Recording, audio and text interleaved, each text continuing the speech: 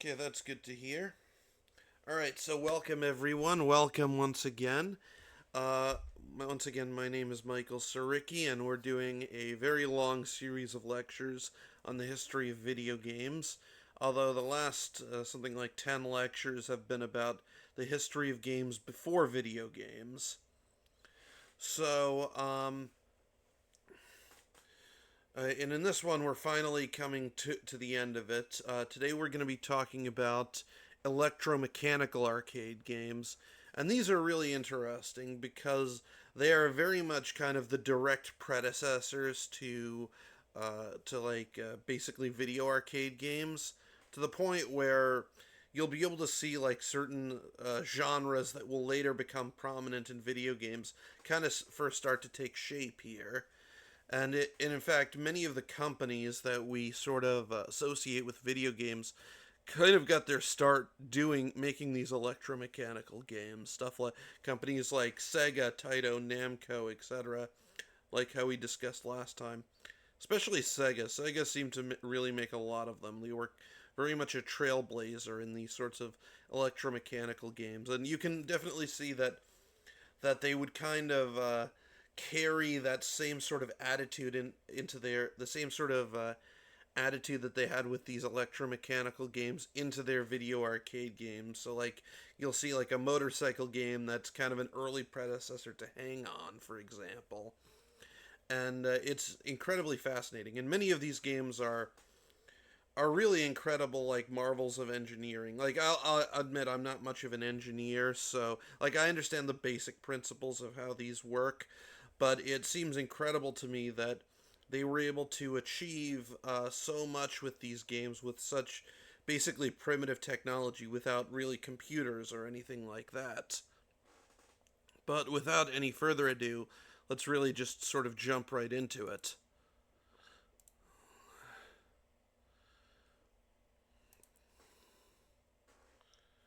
So yeah, when we last left off, we were discussing the history of the arcades. We were discussing how various mechanical games rose to prominence, and we kind of started to see the beginnings of electromechanical arcade games, especially with stuff like the rail light gun games from the 50s and 60s. But here we're gonna really dive right into it. So, one of the first real electromechanical arcade games was called Drive Mobile. It it would help to revolutionize the industry and pave the way for video games. It was released in 1941 by the International Mutascope. Players controlled a model car with a steering wheel as they're tasked with maneuvering it back and forth, trying to stay on the road and avoid other cars. The environment was painted on a large drum that would roll as the player drove through, simulating the environment. As you can see here, there's this back glass here that shows a map of the United States with various locations that would light up, and with various locations that would light up, and it's kind of meant to imply that this is a drive across America. Okay, and hold on. I have some. So here I'm trying something a little different. I've put in some short videos into this. This is. I'll try to give credit to whoever made this. This one is made by a company called a person named John Terrence. Terrence Collection. I'm just going to mute the volume, but you'll be able to see this is an actual machine here. Yeah, I'm just going to skip around a little till we get to the good part. And yeah, you can see that this is the drum that you're driving on, and this is the little model car. And hold on. Let's see if I can rewind this just a tiny bit. So yeah, here you can kind of see the back of, this is the back of the machine. You can kind of see the back of that drum. And you can see all these electronics that went into it. Again, there's no computer components in it. It's all using like just pure electronic logic, as most of these electromechanical games do. Yeah, you can see here. And this thing basically just rolls to simulate the road.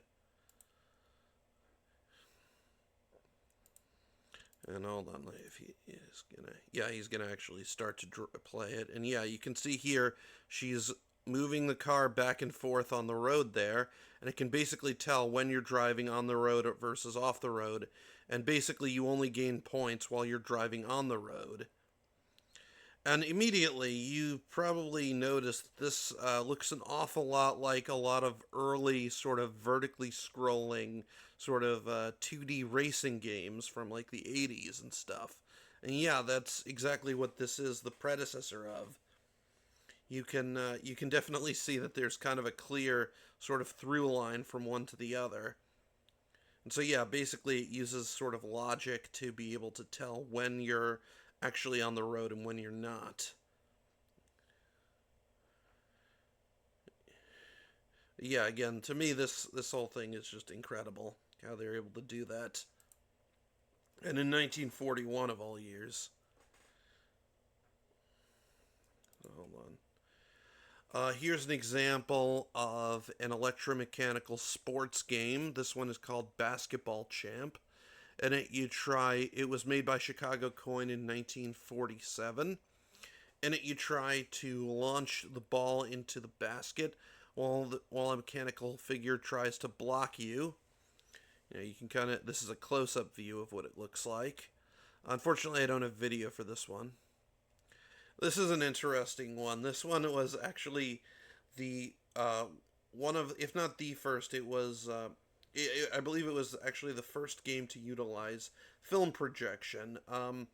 Now, on the surface, this kind of this very closely resembles a video game, but it's not because it doesn't use video in the traditional sense. Instead, it utilizes projection, and there is a difference. Although it does kind of when you look at it, it will kind of bring to mind things like the full motion video games that will come later when stuff like laser discs and CDs are invented.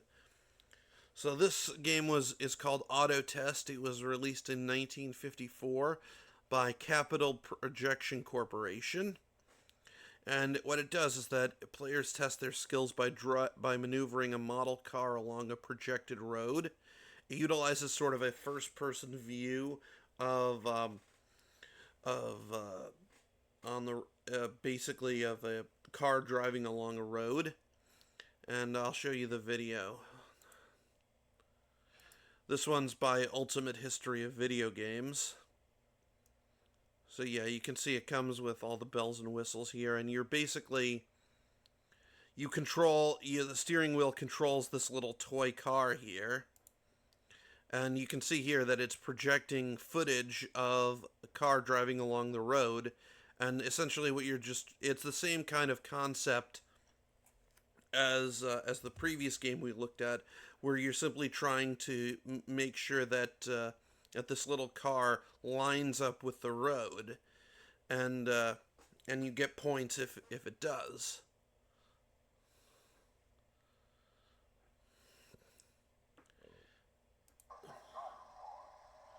And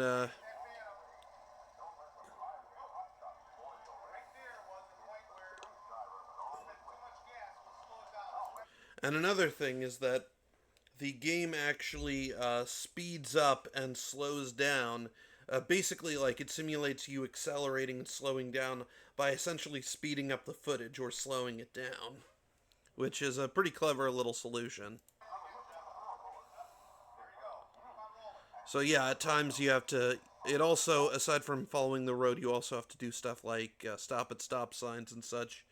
And this is also kind of an early example of an edutainment game. It's really meant to kind of test your driving skills and sort of serve it as an educational aid for driving lessons.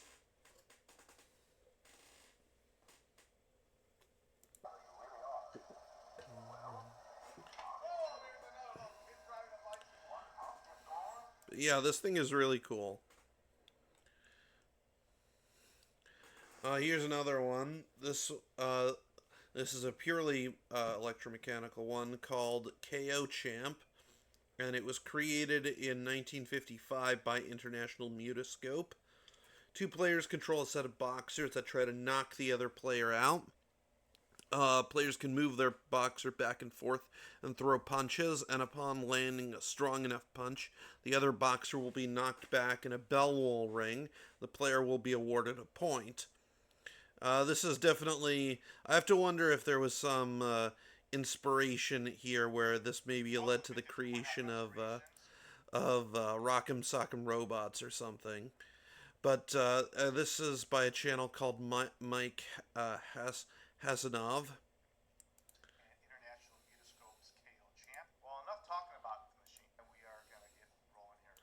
So yeah, let me just skip around a little. You can see that they're moving back and forth. They're punching each other. There's sound effects and stuff, and he gets knocked back. The bell rings. The thing lights up. Even the referee lifts his arm.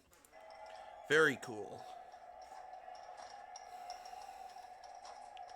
Yeah, and you can see even the referee is kind of going back and forth, as they move to kind of simulate like a real boxing match.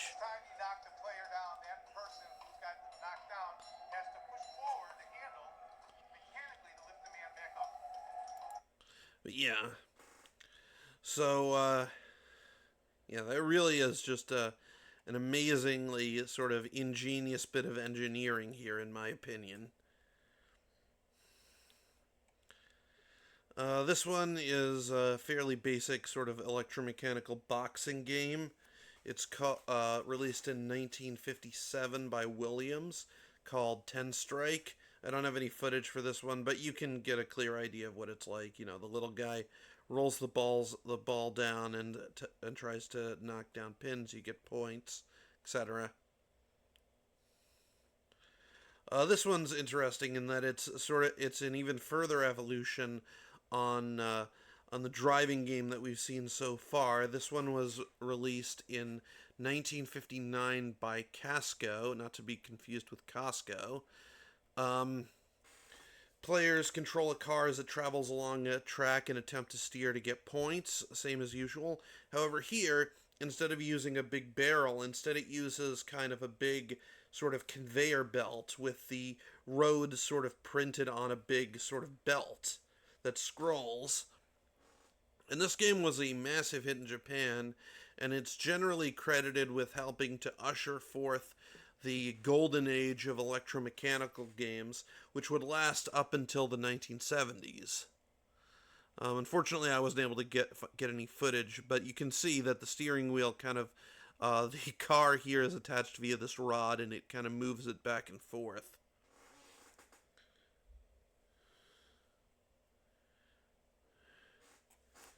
So this is another sort of landmark one. This is Periscope by Sega, released in 1966. Admittedly, Namco also released a very similar machine earlier the same year, though Periscope was the more influential and successful title. I guess that kind of shows how the rivalry between Sega and Namco goes very deep. Like, generally, people think of Sega's historical rival as being Nintendo, but in reality, it was. I'm sure if you would ask them, they would probably actually have told you that it was actually Namco that they considered to be their chief rival, because they were much more into arcades than they were into consoles.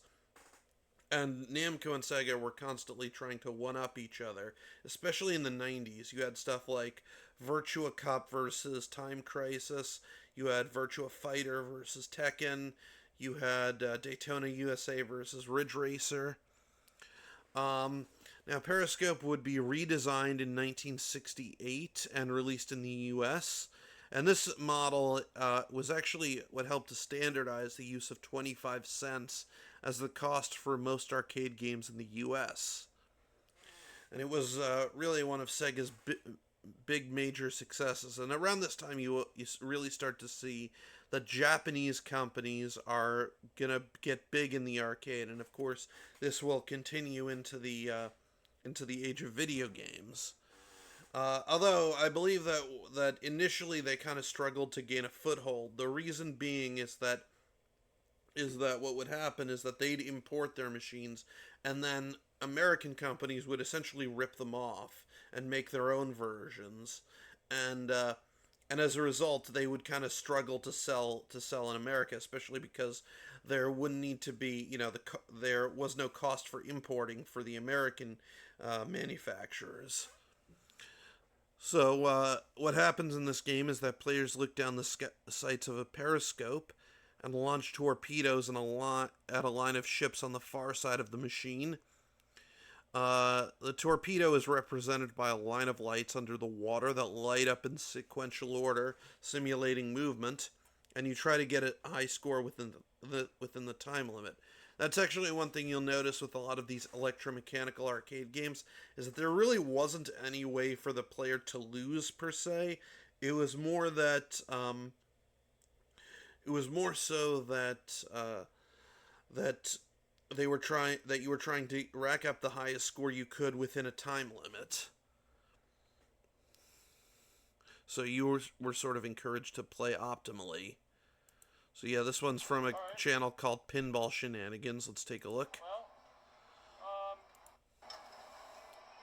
So yeah, you can see here sort of a line of battleships off in the distance that are kind of moving across the screen like a shooting gallery. Oh, cool. You can see the ships in the background? Yeah, and of course you can see them through the periscope a lot clearer than you can see them through this. Okay. Oh, there's the Yeah, torpedo. and you can see here, there's the torpedo moving. The sort of line of lights that, Fire. see, Alright. that light up sort of underneath this semi-transparent shell here that's meant to emulate water. It looks like essentially a torpedo is traveling beneath the water. Very cool in my opinion. Champion. Oh, just missed. Shane, you need one of these? No. Oh, wait. It's like a big giant safe door. You literally... This thing would be amazing. Yeah, you can see. Oh, I thought you had that for sure. Very neat. Here you go, here you go. Boom. Boom! Yeah, and it even simulates an explosion and such. And again, this is all being done without any computer chips. Alright, I'm gonna move on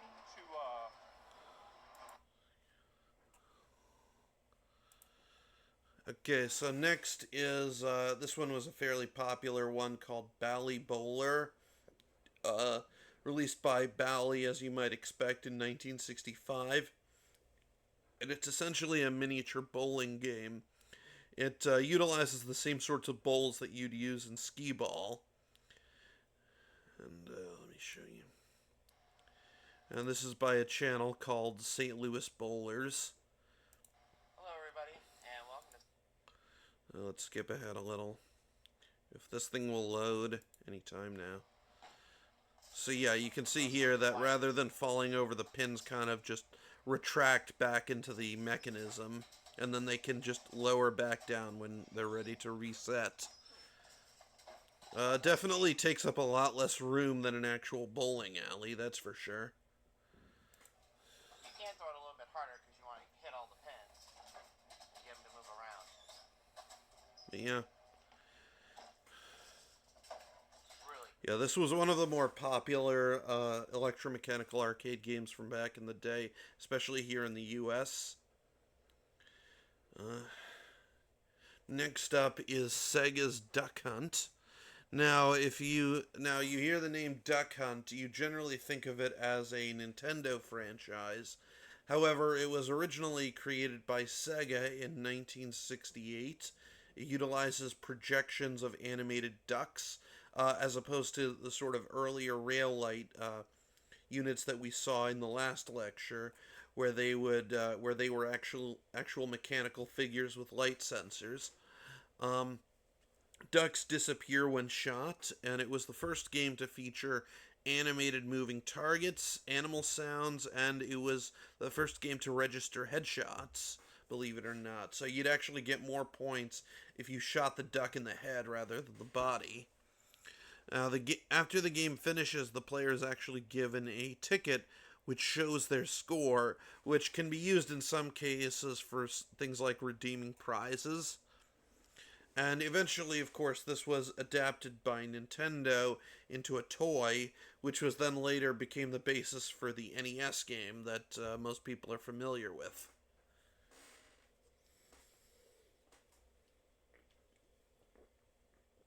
Unfortunately, I couldn't find any footage for this one.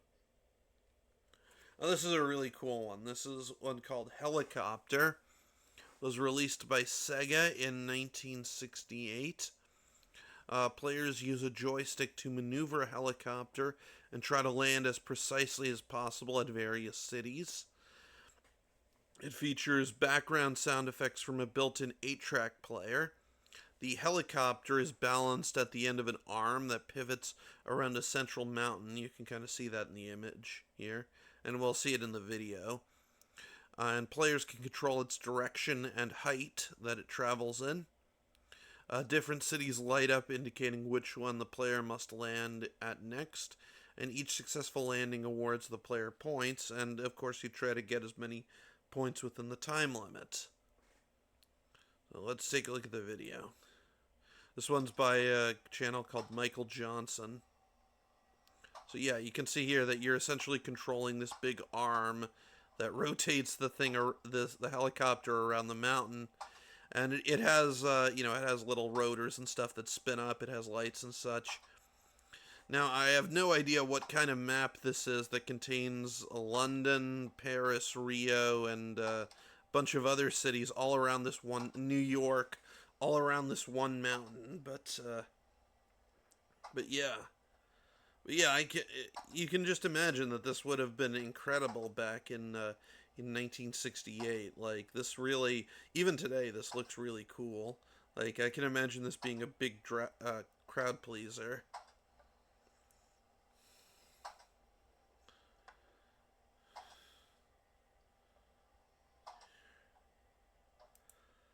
Yeah, you're trying to... Next up is Gunfight. This one was made by Sega in 1969, and it is, unlike the other games we've been looking at, this one is a competitive 2-player game. Each player controls a cowboy that can move back and forth and shoot, and the object is to shoot the opponent's cowboy, at which point they fall over dead. What's cool about this one is that different parts of the environment can actually be blown away.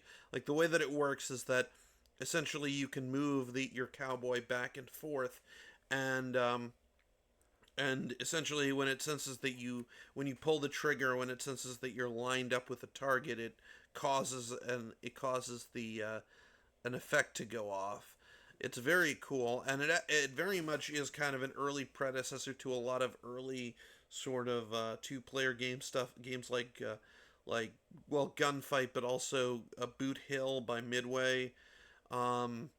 As well as stuff like the Atari 2600 game Outlaw.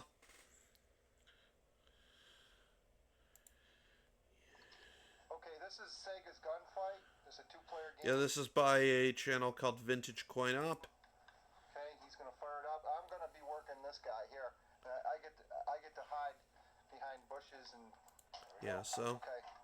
you're about to get started. Shoot at you, right? That's it. So yeah, you can see here that he just blew that cactus apart. See, he just blew another cactus. Oh, and the cowboy falls How over. long does it take before he comes back up? Yeah, see. Oh. And of course, when the game resets, the things that were blown apart kind of put themselves back together again.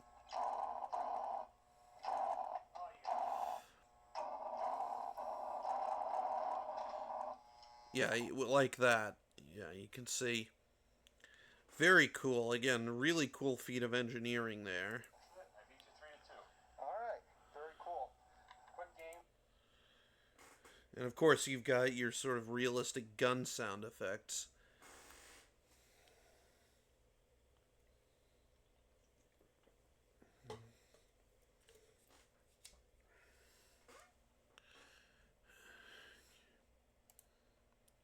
Now, this is a very influential game. It influenced a bunch of other electromechanical games, as well as even a number of video games, such as what was it called, Grand Track 10, which is considered to be the first racing, or a video racing game, at least with cars anyway.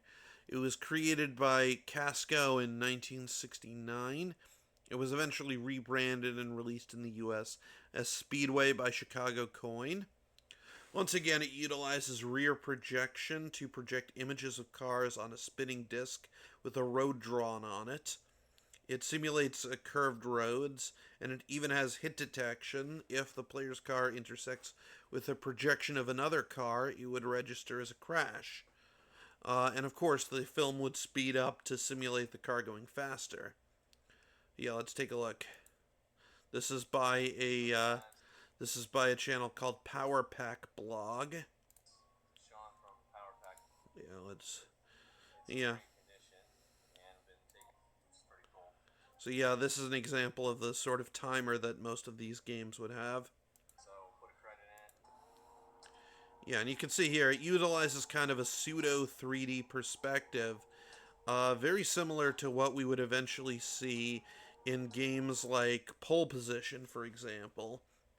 And you can even see that there's even like a bit of parallax going on with the background that scrolls faster than the foreground to kind of give a greater sense of movement. And of course, there he intersected with the car. It shows that an accident has occurred.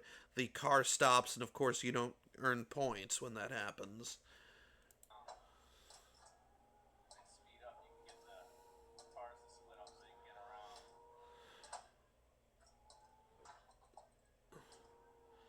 around. Yeah, I just think this is incredibly just amazing. Of course, it's very much limited to sort of a circular racetrack. You can't really have anything too elaborate with this. But still.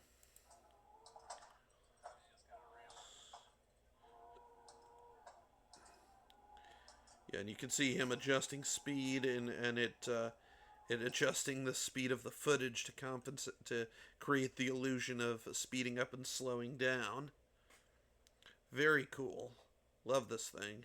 And again, it inspired just a ton of various clones and copycats. How do I? Hold on. Okay, there we go. Wait, no, that's not right. Hold on.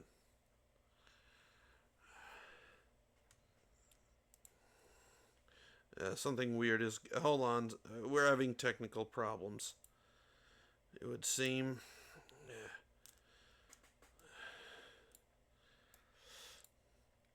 Yeah, sorry. For some reason, I couldn't get back to the main part of the slideshow. I gotta get back to where I was. Yeah, here we go.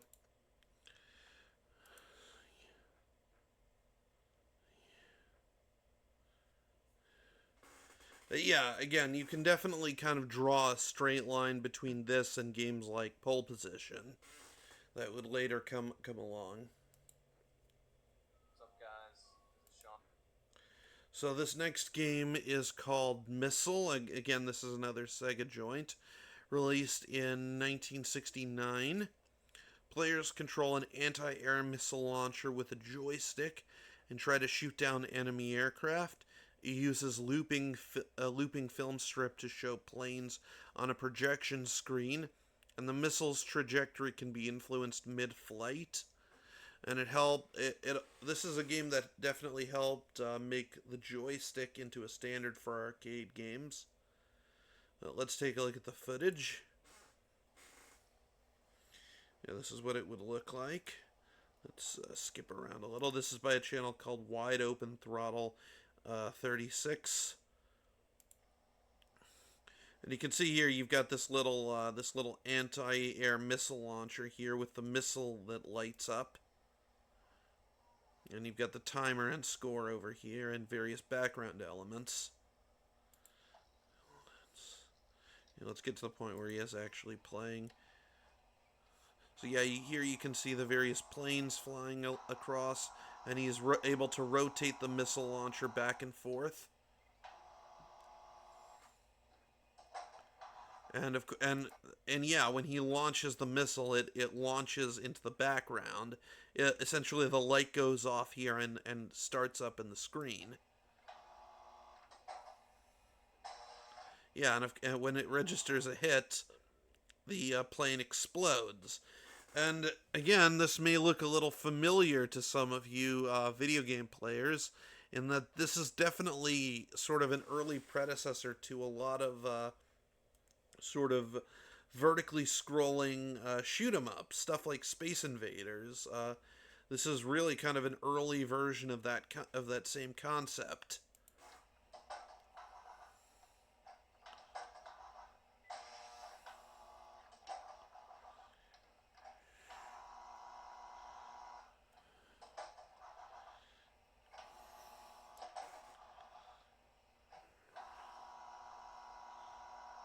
Yeah, it looks like you kind of have to lead your shots with this one. But yeah, I think this is really incredible.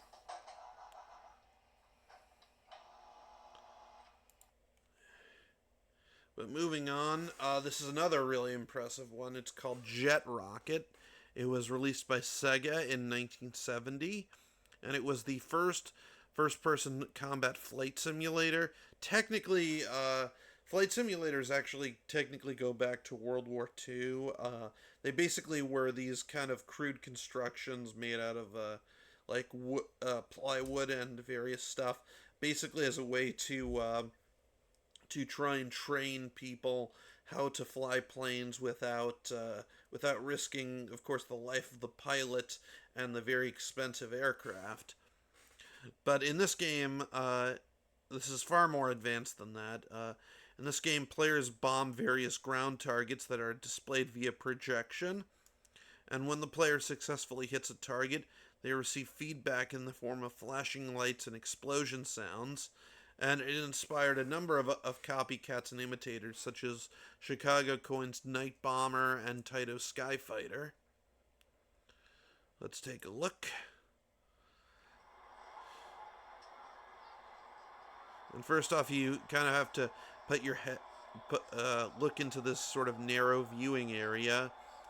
But what's happening here is that it's essentially projecting downward to sort of emulate the idea that you're in an airplane looking down sort of at an angle.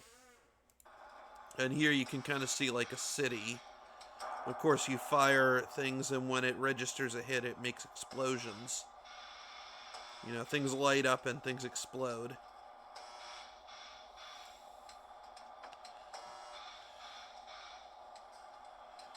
And you have a sort of limited ability to sort of bank right, or left, and aim.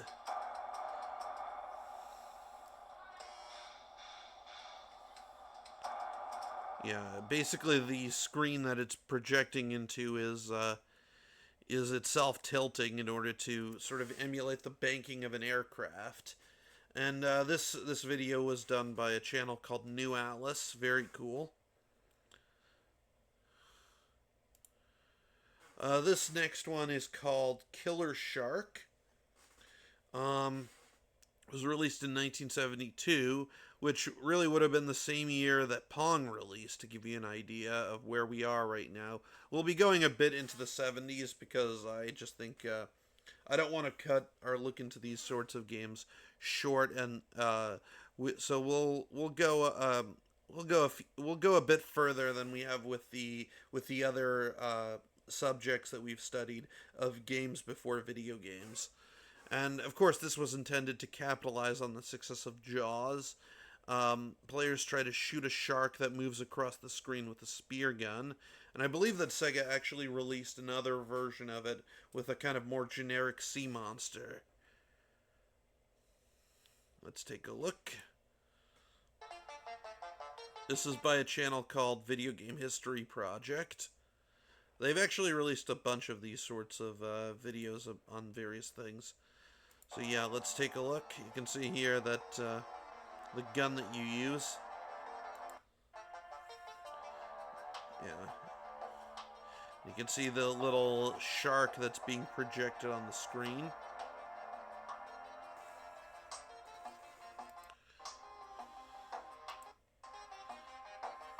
And yeah, you can see that he's firing his spears in order to try and spear the shark. Very neat.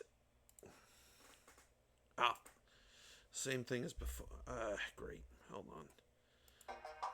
Oh, okay. This next one is yet another Sega game called Moto Champ. And this one utilizes a set of handlebars to maneuver a motorcycle on a scrolling track while avoiding other racers. Racers actively maneuver around the track by utilizing magnets that are underneath the track. And of course, the faster the player goes, the faster the track scrolls to simulate movement. Let's take a look. This is by a channel called Kevin Keinert. So yeah, you can see here that you kind of control the your main guy via this rod attached to him, and the other racers are kind of moving along and sort of predetermined patterns based on where the magnets go under the track.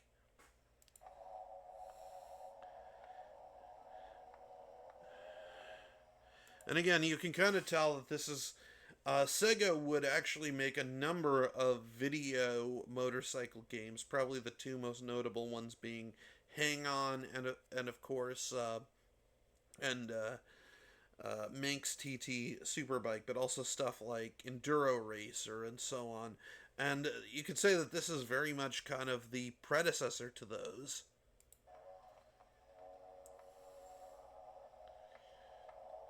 But yeah, you sort of have to maneuver around the other racers on this track. And again, I really have to applaud the sort of ingenuity of these machines, how they were able to achieve what they did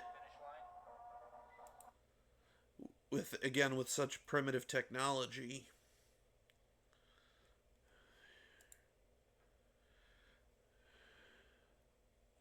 Oh wait, hold on. Why is it showing? Hold on. Yeah. Let's.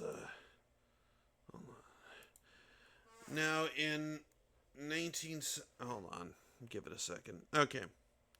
So in 1973, another player would enter the electromechanical arcade race, and that is Nintendo. Now, when we last talked about Nintendo, it was all the way back in the 1800s when they were first founded as a playing card company. Since then, to make a long story slightly less long, um, throughout the most of the early 1900s, they kind of remained the same. Then, after World War II, the original founder's grandson, a man named Hiroshi Yamauchi, ends up taking over the company, and he's kind of the guy who will end up sort of leading Nintendo to greatness in the future. He'll basically lead Nintendo all the way through sort of the GameCube era, up to that point, before eventually being succeeded by the late great. What was his name? I can't remember the guy's name. You're pro. I can't remember his successor's name, but yeah. Basically, what happened is that in the 1960s there was a big bowling boom in Japan, but this ultimately proved to be a bit of a short-lived fad, and as a result, there were many sort of abandoned bowling alleys all over the place. So Nintendo would end up sort of buying up all these bowling alleys. So, oh, sorry, I'm skipping ahead of myself a little. So basically, Hiroshi Yamauchi takes over the company. He then tries to expand the business in a wide variety of ways. He tries a bunch of different ventures. Pretty much all of them end up as miserable failures. You know, he tries to create a taxi company. He tries to create rice cookers. He even tries having love hotels. And it's not until he discovers a janitor working at one of his factories who has a knack for inventing toys, that janitor's name was Gunpei Yokoi, and he will become kind of one of the big innovators in the video game industry. He's probably most well known for creating the Game Boy, and basically he inspires Yamauchi to completely pivot the direction of the company towards making toys, and eventually in the 1970s, they start moving towards arcade games. So as I was saying before, um, there are a bunch of these abandoned bowling alleys that Nintendo buys up, and what Gunpei Yokoi ends up coming up with is a laser clay shooting sort of system. The way it works is that there's an overhead projector that sort of plays video of moving targets behind a background, basically clay pigeons, um, and players shoot at them with a gun. The gun would emit a laser that a series of with a series of reflectors determining if it scored a hit or not. Um, so yeah, this was kind of Nintendo's first sort of foray into this sort of electronic entertainment, and it certainly will not be their last. It was definitely a big hit. Unfortunately, with a lot of these early Nintendo games, they're effectively lost media.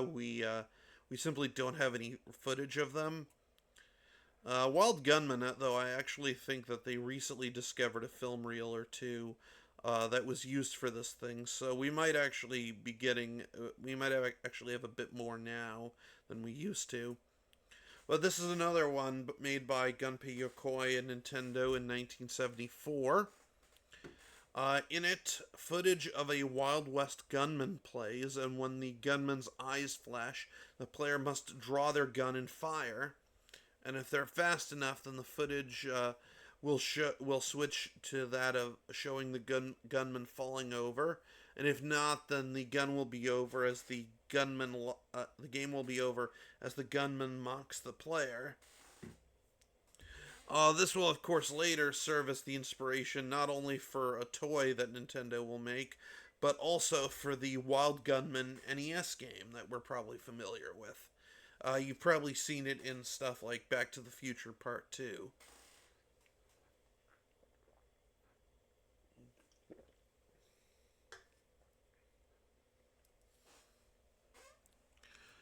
A final Nintendo game we're going to talk about tonight was created in 1975.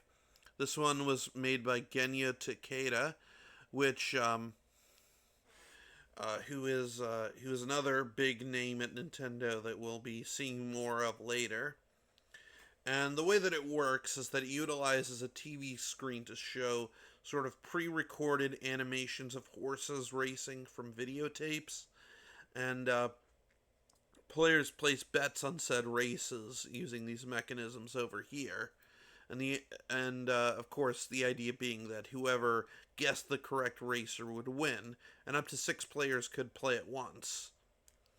Now, oddly enough, Nintendo considers this to be their first video game, which is very questionable. Again, I consider it to be more of an electromechanical game.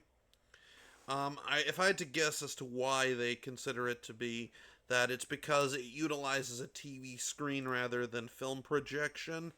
Bear in mind that in Japan, video games are called TV games, so perhaps they consider anything that uses a TV screen, even though in this game you don't actually control anything on the TV screen, to be sort of their first TV game.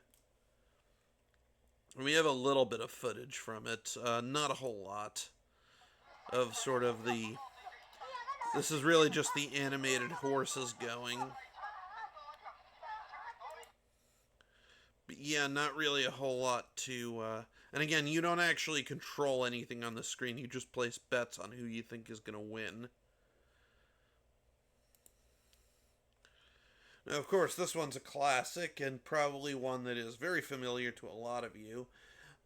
This is Whack-A-Mole, released in 1975 by Mogura Tataki.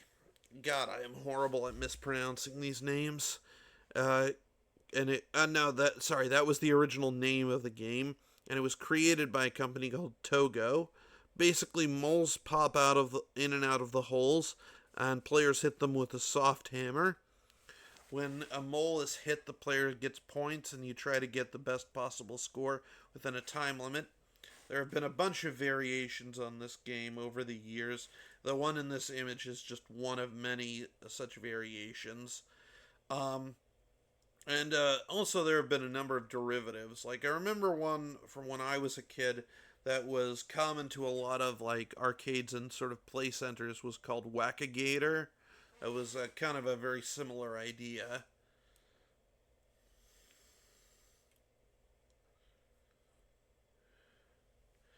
Now, this is the last electromechanical game that we'll be looking at tonight, and this is, in my opinion, kind of their most impressive one. It was created by Sega in 1977, which, to give you an idea, that was the same year that the Atari 2600 released. It was Sega's last electromechanical arcade game. By this point, the kind of the writing was on the wall. People could kind of tell that video games were going to replace them. And in fact, this is a rare example of an electromechanical arcade game that actually utilizes a computer CPU to do various calculations and such. And as a result, they were able to get really ambitious with this one. Players can freely roam around a 3D environment and shoot targets with missiles. It kind of allows for a lot more sort of freedom of movement and such than other games of this sort. Let's take a look at the video.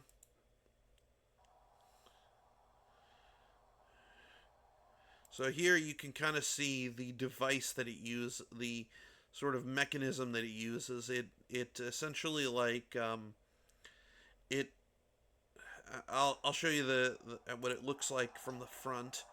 So yeah, you can see here there's kind of like this island city, and you're able to freely maneuver around and shoot things. And in 1977, this would have been incredible, I'm sure. Like, to give you an idea, this was a year before Space Invaders.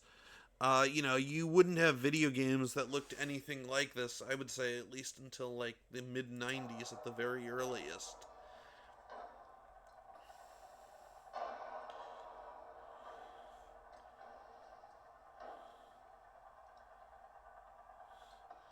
Yeah, and you can kind of see how you can just sort of freely roam around in this game.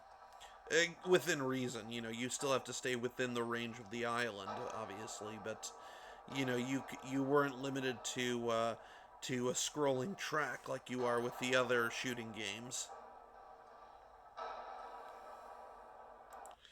And if we go back to sort of that earlier part, I'm no engineer, so I'm not 100% sure how this thing works. But if I had to guess, like, I think that what it's doing is that essentially this is the island that you see in the video. I believe that, and the whirring that you see underneath is the helicopter blades.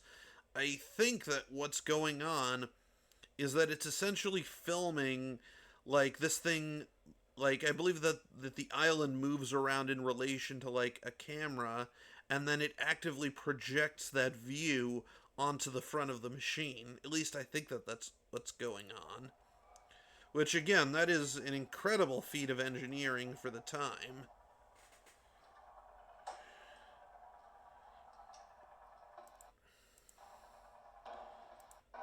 Like, you have things basically almost like a fully 3D game.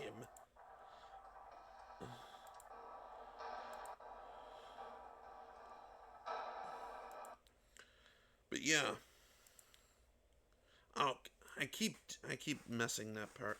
I keep doing this stupid thing. Hold on. I keep screwing up getting out of the video and trying to move on to the next slide.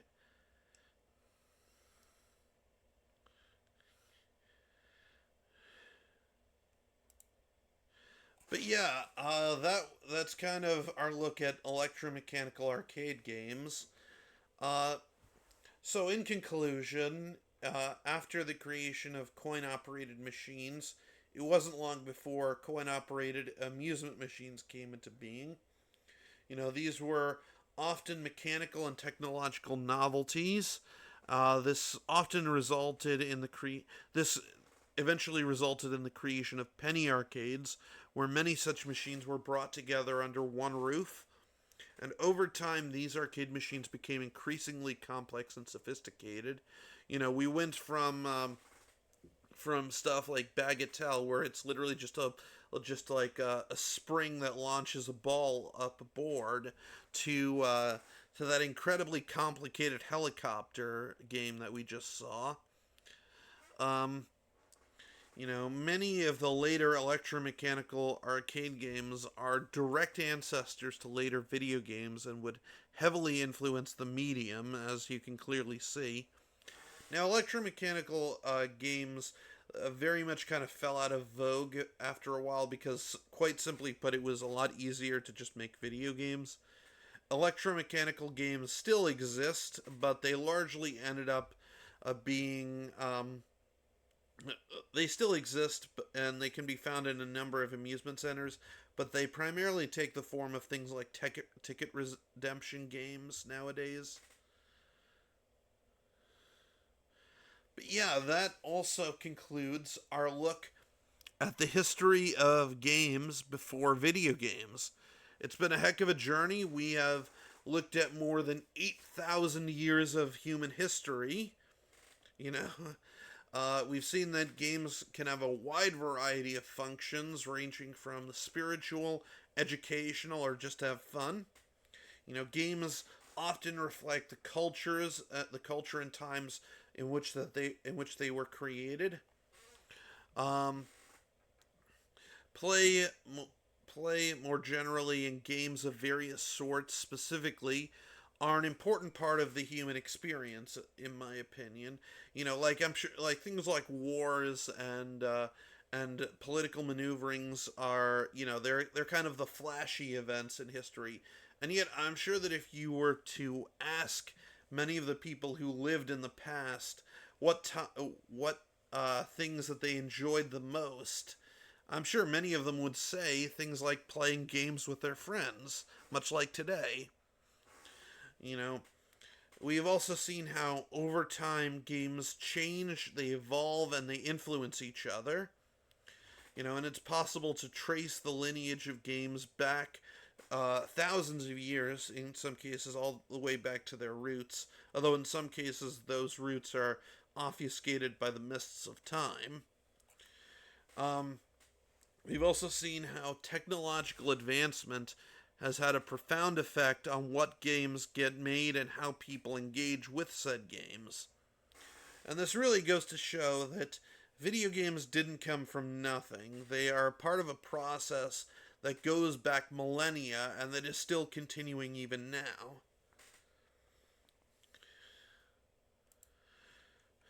Hold on. But yeah, that is the end of Unit 0.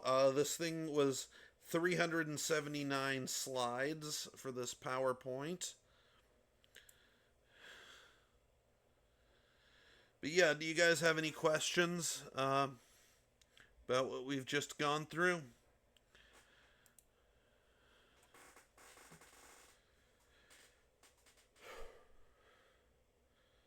But yeah, I have to say, this has been a heck of an experience. I've definitely really enjoyed making these lectures. Again, I find this stuff endlessly fascinating, and I know I've learned quite a lot from this entire experience. Um, Starting out, I actually knew very little about a lot of this history that I've been talking to you guys about. I'm more so am knowledgeable about the stuff once video games enter the scene. But it's been quite a joy, like going back and learning about all this stuff that I never knew before. And I hope you guys also found this to be really interesting. And it looks like I'm at 5% battery power, so I better wrap things up. But yeah, this is the end of Unit 0, our discussion of the history of games before video games. Next week, we'll be doing sort of a review where we'll kind of just go over all this stuff kind of just in sort of an abridged form. We'll kind of, we won't go into as nearly as much detail, uh, which is basically just a way for me to kill some time until I can get Unit 1 going, which I actually already have started here. I'm not sure if you saw, but right next to the PowerPoint for Unit 0, I actually already have the PowerPoint for Unit 1 going, and it's going well so far, and that'll be really cool. I can't wait for that. But yeah, this has been great, and I will see you guys next time. Take care.